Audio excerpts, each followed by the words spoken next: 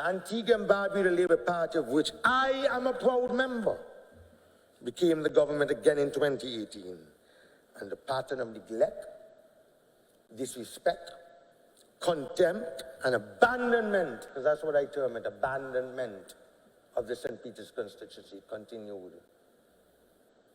continued under my own party, a constituency that has, as I said earlier, the largest land mass in this country. Even the housing project, which I give the government credit for in Painters, the vast majority of the houses were not allotted to my constituents. The lion's share of those houses benefited persons from other constituencies. And don't get me wrong, I'm not saying that all 73 houses should be constituents of St. Peter's. But I would imagine that if the housing project is in my constituency, that the lion's share, more than half, should go to the people of St. Peter's. But that was not so. There are over 400 recommendation letters sitting down at Chopper in the Ministry of Lands, sent by me, of people who can afford the deposit, who can afford to make the monthly payments to Chopper. And this is prior to 2014 election, and again prior to 2018.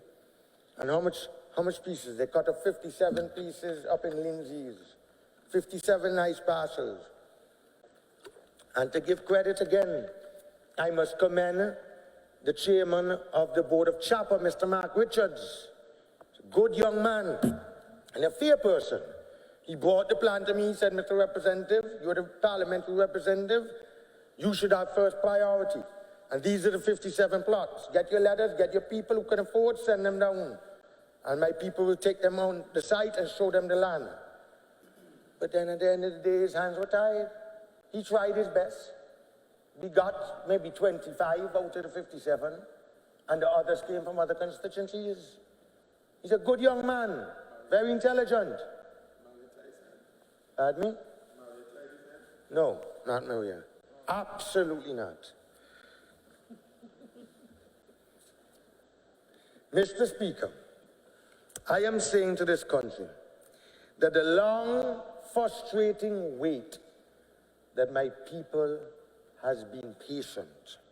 And every single time state lands are made available for the sale in St. Peter's, the lion's share always goes to other people, other than my constituents. And that cannot be right. The leadership of the party claims in its budget that it benefits from learning the lessons of history. But right before our eyes, it is presiding over the same budget and abandonment of the constituency. This is nothing new, you know. Uncle Joe, the late Joseph Myers, was treated so. He was treated so by VC Birth 40 years ago. 40 years ago! So I'm sure he's turning in his grave. I mean, come on. The Labour parties have said St. Peter's gave the Antigua and Barbuda Labour Party candidates decisive mandates over the last 7 decades. 7 decades. The St. Peter's, lest we forget, the St. Peter's delegates on 2 occasions voted for the Honourable Prime Minister in the Antigua and Barbuda Labour Party convention. Both. When many in this house was not with him, St. Peter's was with him, and firmly with him. And today, that same Antigua and Barbuda Labour Party leader wants to violate, disregard the Antigua and Barbuda Labour Party constitution and to dictate to the people of St. Peter who the ABLP candidate should be at the next election or should not be. Well, I say, only the people of St. Peter, only them can decide. Because as I've said, what makes the constituents of St. Peter so different than any other Antigua and Barbuda in this country? They're not citizens.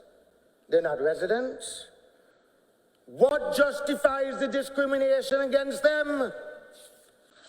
When will they receive, Mr. Speaker, their just deserts from the public resources in this parliamentary democracy. When? I have listened with interest over the years as my Labour Party colleagues reeled off infrastructure, healthcare, social service improvements, even marinas in their constituency, amazing roadworks paved with concrete. For example, in St. John's City West, St. John's Rural East, St. John's Rural North. What happened? What happened to St. Peter's? I have no problem with my colleagues getting good infrastructure. I'm happy for them. But give us a little bit.